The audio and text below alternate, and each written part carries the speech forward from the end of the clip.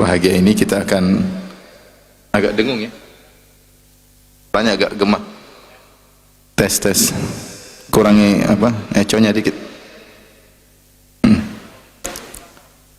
Econya kurangi dikit. Eko ya.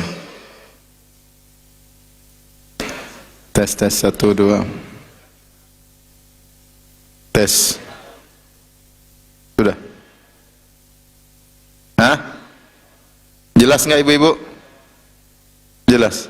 Jelas. Taib, hadirat para ummahat yang dirahmati oleh Allah Subhanahu wa taala. Pada kesempatan kali ini kita akan membahas tema keluarga dengan judul meraih surga dengan berumah tangga ya. Di antara ibadah yang agung yang dilakukan dalam waktu yang sangat lama adalah ibadah berumah tangga. Dia asalnya adalah kegiatan duniawi, namun ternyata juga menentukan status seseorang di surga atau di neraka. Bagaimana contoh ketika Nabi bertanya kepada seorang wanita, "Adzatu ba'lin anti?" Apakah engkau punya suami? Kata wanita tersebut, "Iya ya Rasulullah, saya punya suami." Kemudian kata Rasulullah SAW, "Kaifa anti minhu?" Bagaimana sikapmu terhadap sang suami? Dia berkata, "La alujuh," dan aku benar-benar berusaha untuk berbuat baik kepada suamiku kecuali yang aku tidak mampu. Maka Nabi SAW kemudian berkata, "Unzuri aina anti minhu fa innahu jannatuki wa naruki." Lihatlah bagaimana sikapmu terhadap suamimu. Sungguhnya suamimu itu adalah surgamu dan juga nerakamu. Dari sini kita tahu bahwasanya meskipun kegiatan rumah tangga adalah kegiatan duniawi, ternyata juga penentu status seorang wanita masuk surga atau masuk neraka. Demikian juga contoh Rasulullah SAW menyebutkan banyak wanita masuk neraka gara-gara salah menjalani kehidupan rumah tangga.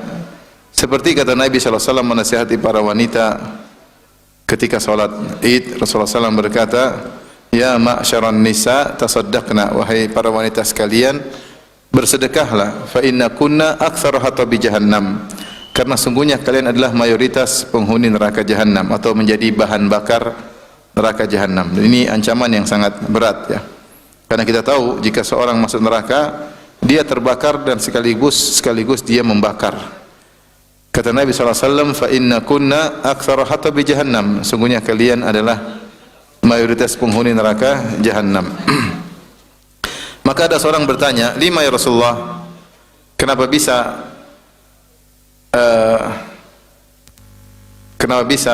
kami adalah mayoritas penghuni neraka jahanam?" Maka Nabi SAW berkata, "Fa inna kunna takfurnal ashir," karena kalian sering kufur kepada suami. Kalian kufur kepada suami, kurang bersyukur kepada suami, tidak tahu berterima kasih kepada suami. Ternyata ketika seorang wanita salah menjalani kehidupan rumah tangga, maka dia terancam masuk neraka jahanam.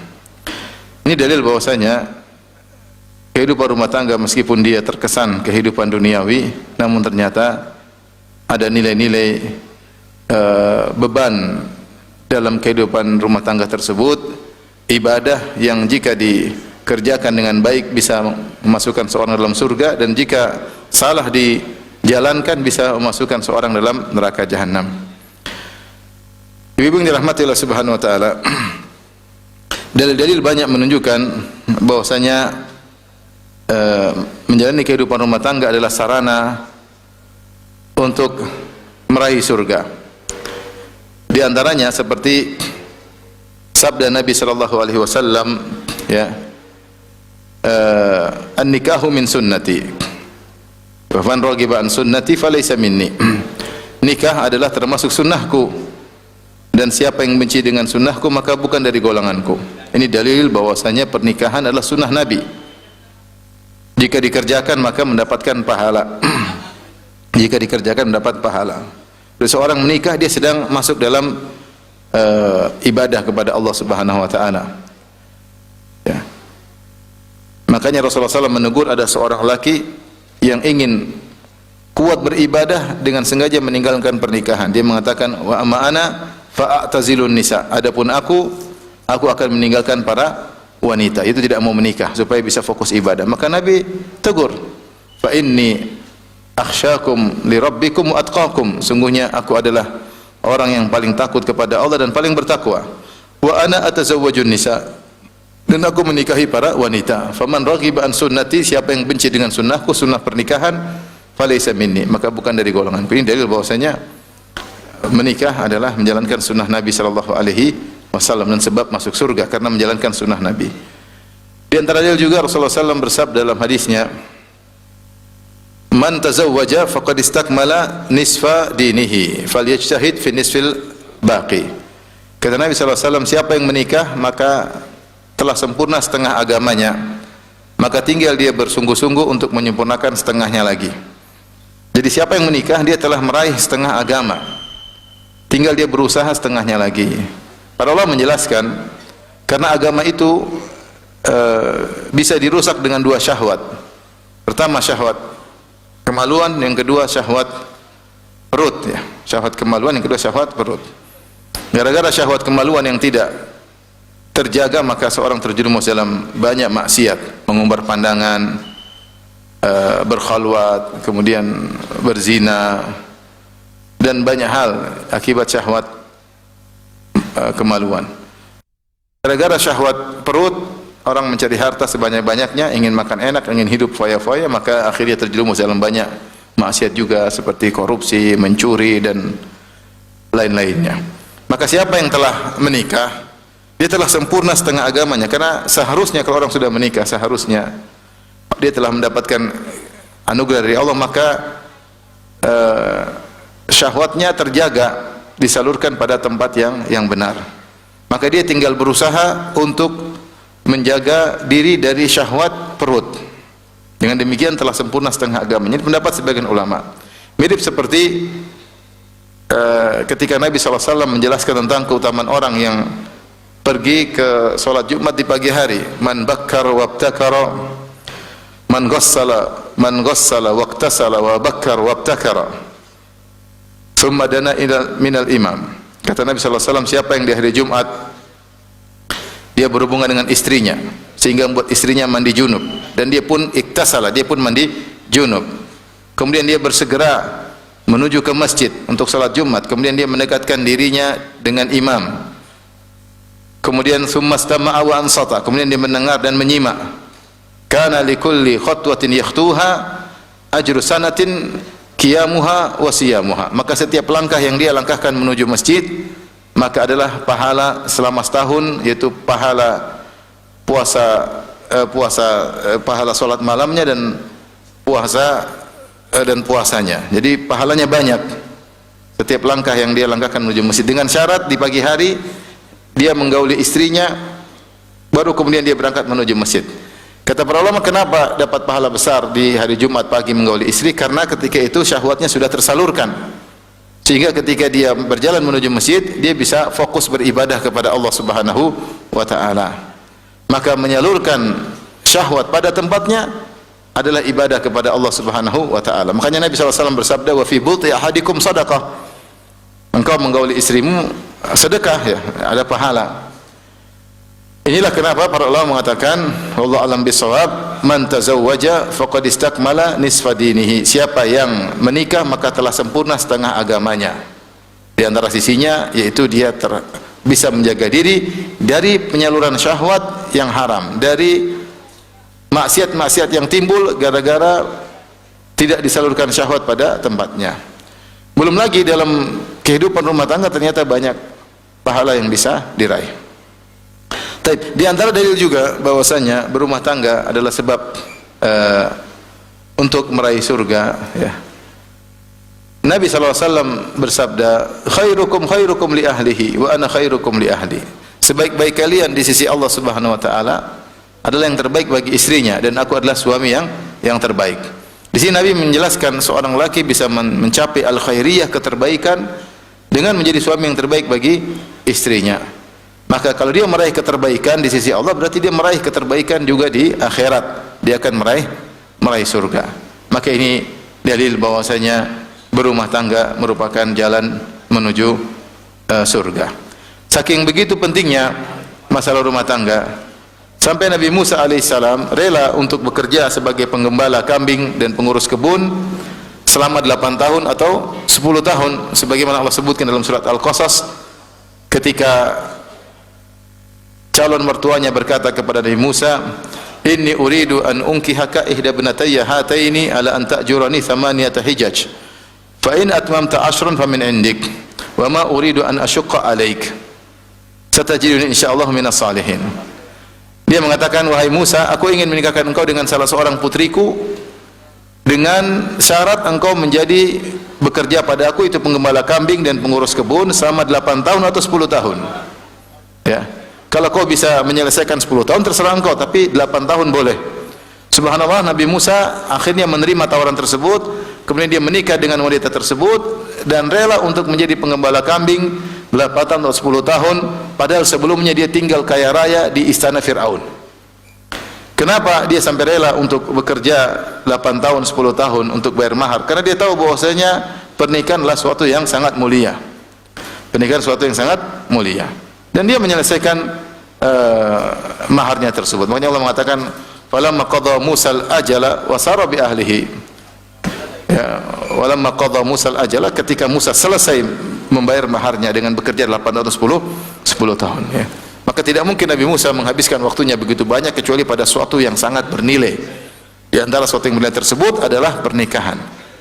Makanya Allah mengatakan pernikahan dengan mitsaqan ghalidha. Akhadna minkum mitsaqan ghalidha. Dan para wanita telah mengambil dari kalian perjanjian yang berat. Perjanjian yang berat.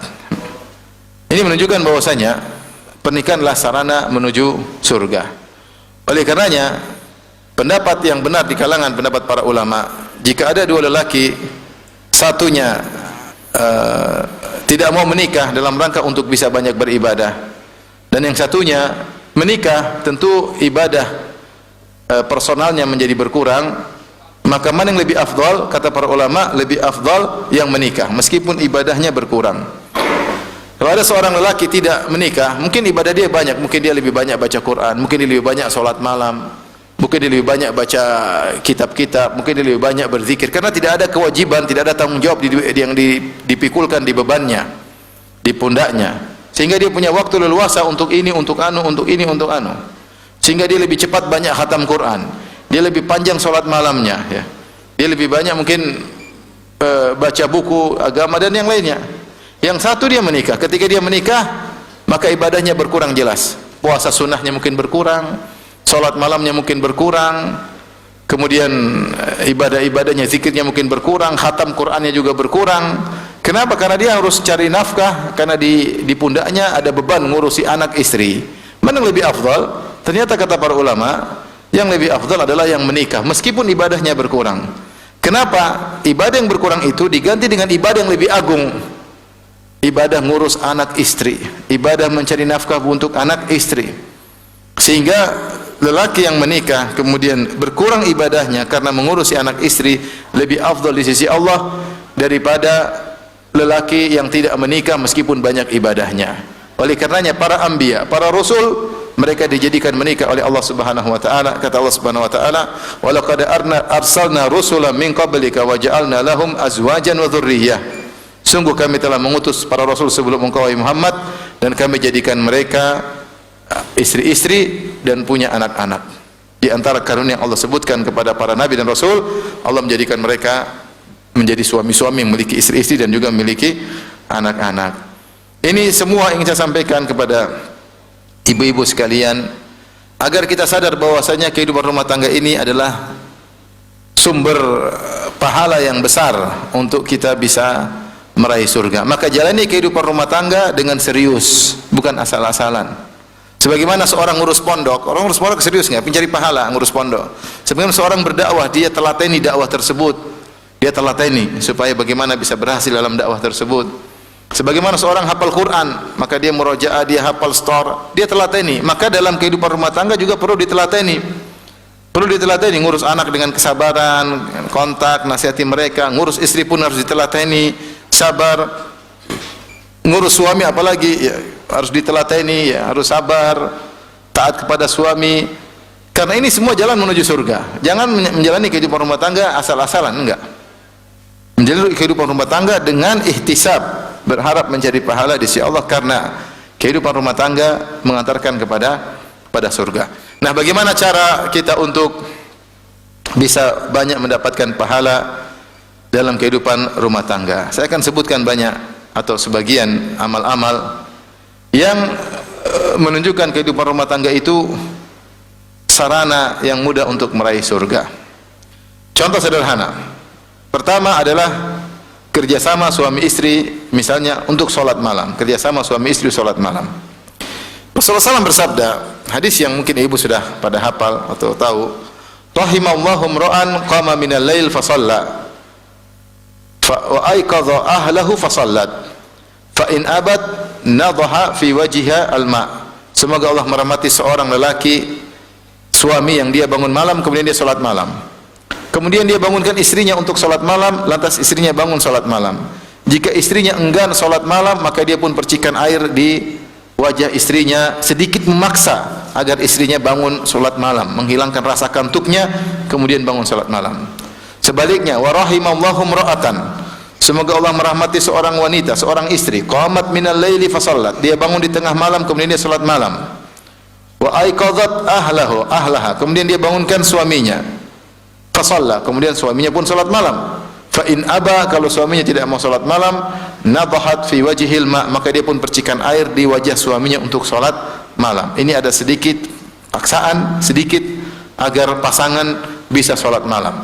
Yang menakjubkan setelah itu Rasulullah SAW bersabda, fa in shallaya jami'an kutiba minadz-dzakirina Allah katsiran wadz-dzakirat. Kalau mereka berdua salat malam, maka mereka berdua akan ditulis oleh Allah termasuk para lelaki yang banyak mengingat Allah dan para wanita yang banyak mengingat Allah. Untuk mendapat predikat wadz-dzakirina Allah katsiran wadz-dzakirat, a'adda Allahu lahum maghfiratan wa ajran 'azima. Para lelaki yang banyak berzikir kepada Allah, para wanita yang banyak berzikir kepada Allah, Allah siapkan bagi mereka ampunan dan ganjaran yang agung. Ini tidak mudah. Kita mungkin berzikir, tapi kita bukan orang yang banyak berzikir. Tetapi ada sedikit berzikir, tetapi dicatat seperti banyak berzikir. Caranya ada salat malam sama istri, salat malam sama suami. Kata Nabi SAW, fa in shallaya jami'an, kalau ternyata mereka berdua salat malam, kedua-duanya dicatat, kutiba, kedua-duanya dicatat minadz-dzakirina Allah katsiran wadz-dzakirat, dicatat termasuk lelaki yang banyak mengingat Allah, dan istrinya dicatat sebagai wanita yang banyak mengingat Allah. Padahal salat malam mereka mungkin cuma sebentar. Tetapi kenapa ada keistimewaan? Karena ini dilakukan oleh dua orang suami istri. Maka ini menunjukkan bahwasanya sedikit amal saleh yang dikerjakan oleh suami istri dinilai berlipat ganda oleh Allah Subhanahu wa taala, ditulis berlipat ganda oleh Allah Subhanahu wa taala. Maka jalinlah kerjasama antara suami dan istri untuk mendekatkan diri kepada Allah Subhanahu wa taala. Di antaranya adalah kerjasama untuk salat malam. Ibu seriusin, ibu-ibu, sebelum tidur nanti malam bikin kesepakatan sama suami, mas kita salat malam malam ini. Jadikan itu kebiasaan. Ini luar biasa, salat malam bersama istri, bersama suami, menguatkan rasa cinta kasih antara suami dan istri, melanggengkan kasih sayang, saling mendoakan, ya, mendatangkan kebahagiaan dengan kerjasama dalam salat malam, menghilangkan banyak permasalahan di pagi hari. Kenapa? Karena sejak malam kita sudah mendekatkan diri kita kepada Allah Subhanahu wa taala. Mendekatkan diri kita kepada Allah Subhanahu wa taala. Niscaya Allah akan memudahkan urusan kita di siang hari. Ini perlu kerjasama antara suami istri. Harus punya tekad yang kuat. Harus punya tekad yang kuat. Dan saya rasa tidak sulit, ya. Saya rasa tidak sulit kalau punya tekad. Tinggal bangun, tinggal tidur lebih cepat, bisa bangun segera untuk melaksanakan salat malam. Jangan lupa tadi sepakat untuk bawa air untuk dipercikan ke wajah pasangannya. Jadi siapkan air satu gayung, nggak usah 1 ember, 1 gayung udah cukup ya. Terus bilang, Mas ini gayung, saya tulis namanya Mas. Gayung kedua tulis nama istri. Siapa yang tidak bangun dipercikan air gayung, bukan di apa namanya, diguyur, bukan diguyur, dia dipercikan. Insya Allah kebahagiaan Allah berikan, Allah berkahi keluarga yang seperti ini. Amal sedikit mendapatkan ganjaran besar. Salat malam cuma sebentar dicatat sebagai lelaki, suaminya dicatat sebagai lelaki yang banyak mengingat Allah, dan istri dicatat sebagai wanita yang banyak mengingat Allah. Insyaallah ibu-ibu ya, nanti malam salat malam ya ibu-ibu. Ragu-ragu ya, nanti malam ya ibu-ibu. Maka kita mudah masuk surga pertama dari sisi dia sering mendoakan. Sisi kedua, anak soleh memudahkan kita masuk surga. Kalau anak soleh tersebut menjadi soleh karena usaha kita yang didik mereka, kita yang panggil guru untuk mendidik anak-anak, kita yang masukkan anak-anak di pondok, kita yang bayar pondok untuk mendidik anak-anak, kita yang mengunjungi mereka sembari kita kasih nasihat-nasihat, sehingga dia menjadi soleh karena usaha kita, maka semua amal soleh yang dia lakukan juga menjadi pahala bagi kita. Karena Rasulullah SAW bersabda, man dalla ala khair falahu mithlu ajri fa'ilihi. Siapa yang menunjukkan kepada kebaikan, bagi dia pahala orang yang mengamalkannya. Bukankah kita yang menunjukkan anak kita kepada kebaikan? Bukankah kita yang manggil guru ke rumah untuk ngajar dia? Bukankah kita yang mengantarkan dia ke pondok? Bukankah kita yang mengajak dia ke pengajian? Bukankah kalau kita punya uang kita ngajak dia umrah? Bukankah kita yang bilang jangan lupa mendoain mama dan papa? Kita selalu beri nasihat. Betul ada orang lain, guru yang punya pengaruh terhadap dia, tetapi sebab pertama adalah kita. Maka ketika dia menjadi soleh, seluruh pahala dia ngalir kepada kita. Kalau pahala dia ngalir kepada kita, maka mudah kita untuk masuk surga. Ini sisi kedua. Maka perlu keseriusan, kerjasama, habis-habisan kalau bahasa saya, untuk didik anak-anak, berjuang. Banyak orang fokus anaknya prestasinya harus tinggi. Enggak harus, anak-anak punya kemampuan terbatas. Ada yang Masya Allah dia pintar, ada yang mungkin hafal Quran enggak hafal, enggak ada masalah.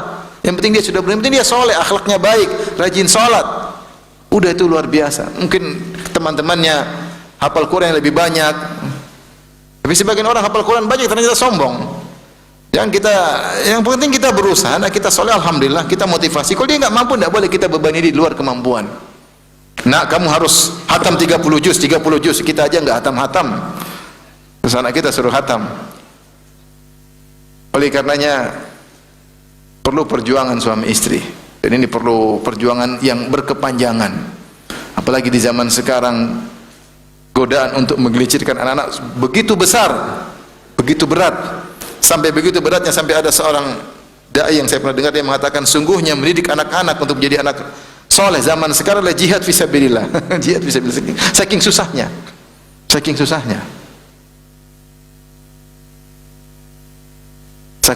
Ya.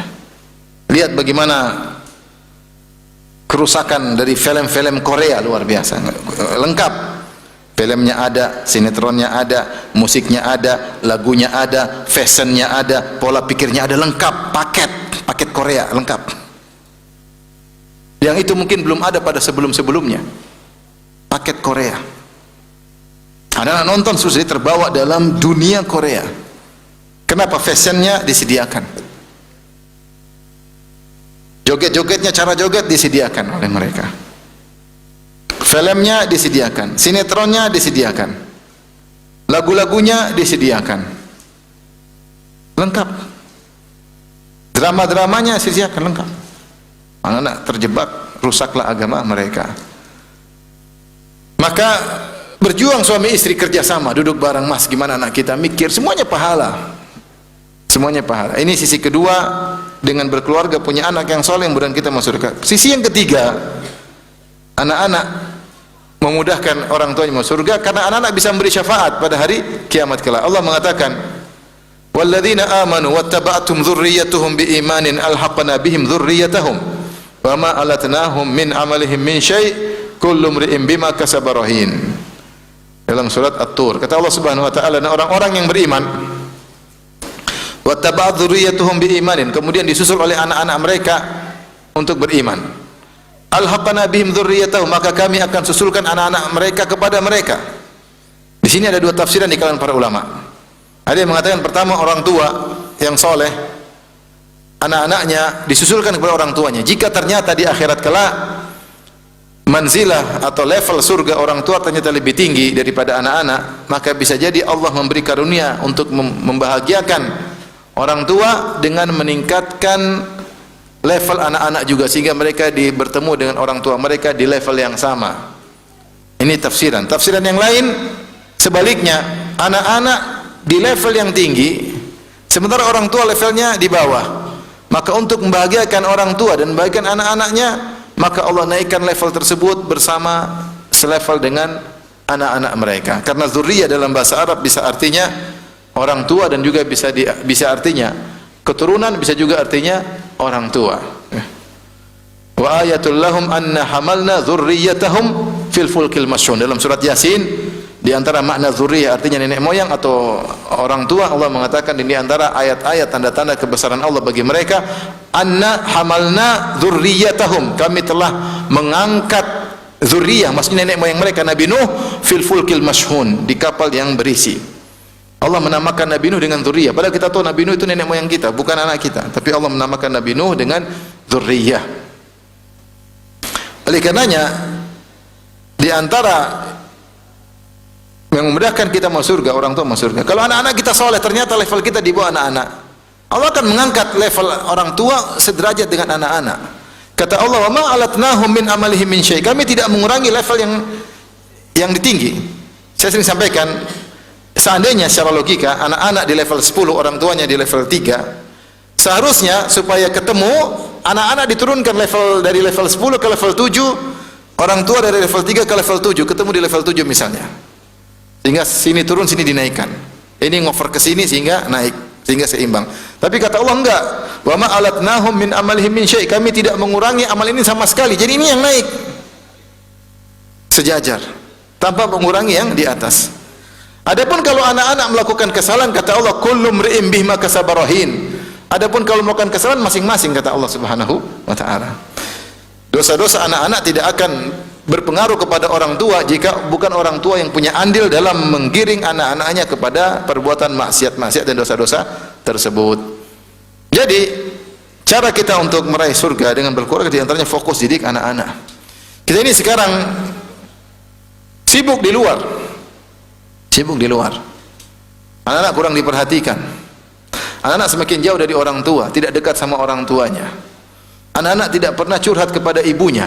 Hati-hati. Kalau sampai anak-anak tidak pernah curhat kepada ibunya, tidak pernah curhat kepada bapaknya, ini jauh, pertanda kita jauh. Pertanda kita jauh, hati-hati. Kalau dia jauh dari kita, semakin mudah diganggu oleh setan. Tapi kalau dia dekat, mak ada masalah ini, abi ini gimana ya, saya di pondok begini-begini.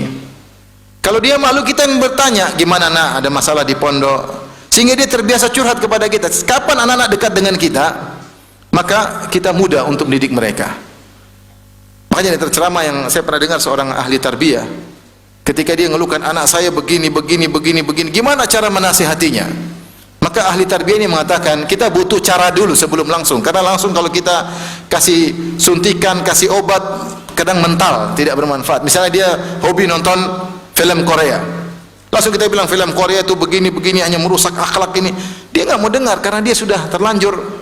Perlu cara langkah, ada satu langkah sebelum itu, mendekatkan anak-anak kepada kita. Langkah tersebut kita jalani dulu. Ajak dia jalan-jalan, ajak kita ke masjid, kita ajak makan, kita dekat, kita ngobrol. Ketika langkah itu sudah ada, dia sudah merasa dekat, saatnya kita masukkan nasihat-nasihat, maka dia akan mudah mendengar. Karena dia tahu yang beri nasihat adalah orang tua yang sangat sayang kepada dia. Ya, maka di antara efek yang paling besar untuk mendidik anak-anak, kedekatan orang tua dengan anak-anak. Ibu jangan main HP melulu ya. HP melulu ya. Anak-anak kasihan. Tidak pernah curhat sama ibu-ibu. Ini pertanda buruk kalau anak-anak tidak pernah curhat sama kita, tidak pernah diskusi, tidak pernah menyampaikan keluh kesahnya ya. Dan kalau anak-anak sudah menyampaikan keluh kesahnya, kita jangan ngomel-ngomel, kamu itu. Akhirnya kalau kita kamu-kamuin, dia nggak jadi ngomong lagi, hanya ngomong sama orang, akhirnya rusak. Pernah anak saya, ini cerita pribadi, anak saya Abi begini, dia berkeluh kesah. Terus saya tegur, gitu aja. Akhirnya dia bilang satu kata-kata yang buat saya terpukul. Dia bilang, Bi, karena saya percaya sama Abi, makanya saya sampaikan. Saya mau bicara sama siapa lagi, subhanallah. Saya langsung, oh iya benar, saya yang salah. Kenapa saya harus tekan? Ngobrol aja, kasih masukan pelan-pelan. Karena kapan dia tidak nyaman ketika curhat sama kita, dia akan cari yang lain, dan itu bahaya. Kalau dapat orang baik, alhamdulillah. Kalau dapat orang buruk, rusak dia. Kapan anak-anak mulai dekat, ada curhat, kita sampaikan dengan baik. Jangan ngomel-ngomel melulu. Ngobrol baik-baik. Ngobrol baik-baik. Jadi perlu perjuangan untuk mendidik anak-anak, kerjasama yang luar biasa antara suami dan istri. Ini sarana untuk meraih surga. Karena sulit mendidik anak-anak, benar ya, mendidik anak itu nggak gampang. Sulitnya mendidik anak-anak perlu perjuangan yang berkesinambungan, maka pahalanya sangat besar dan hasilnya, efeknya sangat luar biasa. Jadi 3 poin yang saya sebutkan. Mereka mendoakan kita, pahala mereka semua ngalir sama kita. Yang ketiga, mereka bisa beri syafaat kepada kita, atau Allah akan mengangkat derajat kita kalau ternyata derajat kita lebih rendah daripada mereka dengan izin Allah Subhanahu wa taala. Baik. Di antara sarana untuk bisa meraih surga dengan hidup rumah tangga, yaitu ibu-ibu, ini yang paling berat, ibu-ibu nih, taat kepada suami ya. Taat kepada suami. Taat kepada suami ibadah yang paling top bagi ibu-ibu. Ibadah paling top bagi ibu-ibu. Taat pada suami, melayani suami, ibadah paling top bagi ibu-ibu. Makanya ketika seorang wanita bisa taat kepada suami, dia pilih pintu mana surga yang ingin dia masukin.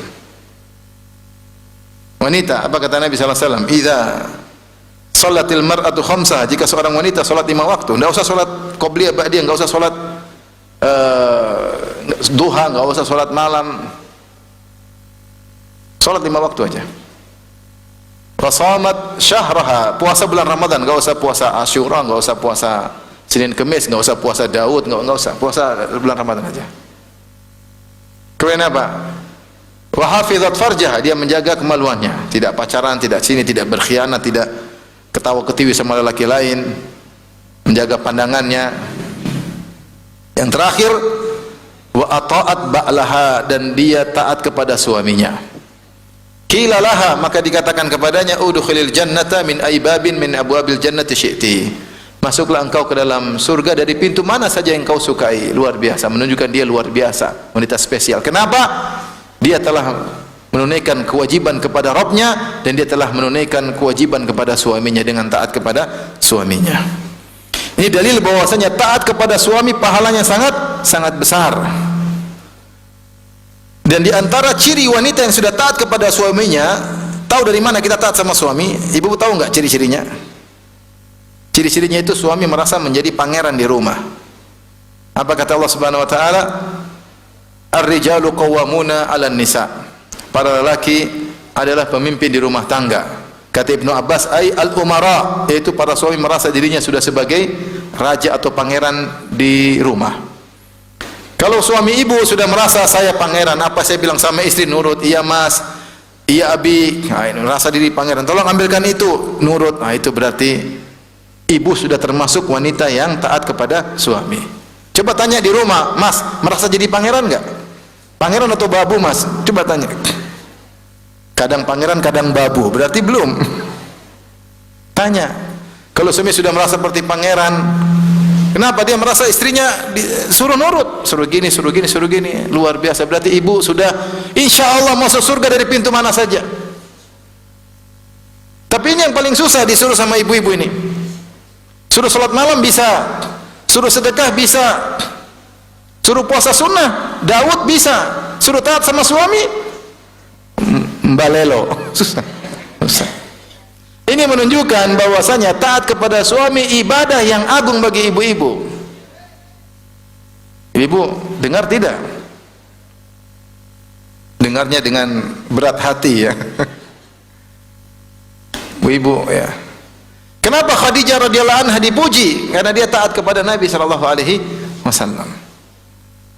Sampai Jibril datang kepada Nabi sallallahu alaihi wasallam kemudian berkata, "Hadhi Khadijatu atatka fa idza hiya atatka ma'aha ina'un fihi idamun aw syarabun aw ta'amun fa idza atatka fabashirha bi baitin fil jannah min qasabin la sakhaba fihi ya wala nasab.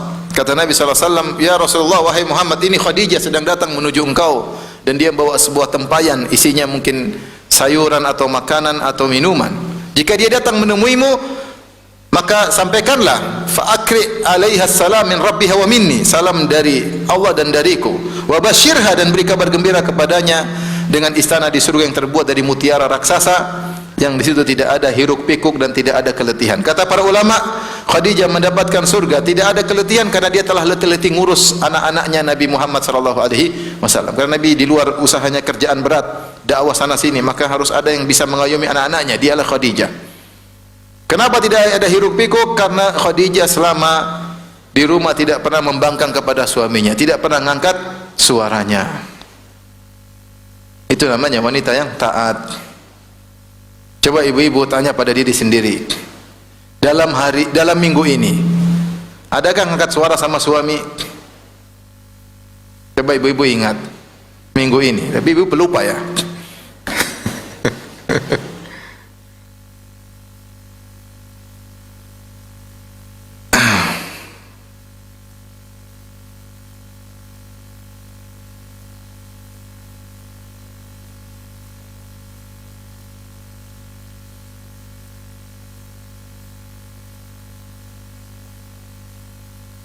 Taib.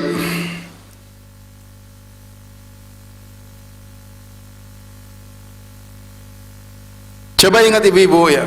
Sudah berapa ibu-ibu berapa kali dalam sehari ngangkat suara sama suami? Kalau ibu masih ngangkat suara, itu bertanda ibu tidak taat. Kalau bertanda ibu tidak taat, bagaimana pintu surga mau terbuka dari mana saja yang ibu ingin masuk? Taat pada suami. Ini ibadah sangat besar. Pahalanya sangat besar. Sangat besar. Oleh karenanya ibu-ibu, hidup ini cuma sebentar, cuma sekali. Bentar lagi tua, bentar lagi mati ya. Oleh karenanya isi hari-hari dengan ketaatan kepada suami. Tidak usah sibuk-sibuk cari pahala jauh-jauh ya. Ngurus anak yatim, ngurus janda, ngurus ini, udah. Ngurus suami aja. Taat sama suami, insya Allah mudah masuk surga. Oleh karenanya di antara dalil yang menunjukkan kepada taat kepada suami, ibadahnya sangat tinggi dan pahalanya sangat tinggi, di antaranya adalah lawannya. Tidak taat kepada suami adalah maksiat yang besar. Sebagaimana kalau kita bicara tauhid, pahalanya besar, lawannya syirik juga dosanya sangat besar. Bukankah tadi sudah sampaikan, di antara sebab banyak wanita masuk neraka, kenapa? Karena fa inna kunna takfurnal asyir, karena kalian suka tidak berterima kasih kepada suami. Di antara bentuk tidak berterima kasih kepada suami, suka membangkang suami.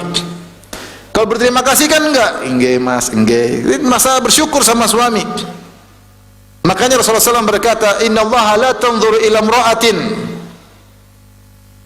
la tashkuru zawjaha wa hiya la tastaghni anhu. Allah tidak akan memandang kepada seorang wanita, jadi yang tidak tahu terima kasih kepada suaminya, padahal dia selalu butuh kepada suaminya.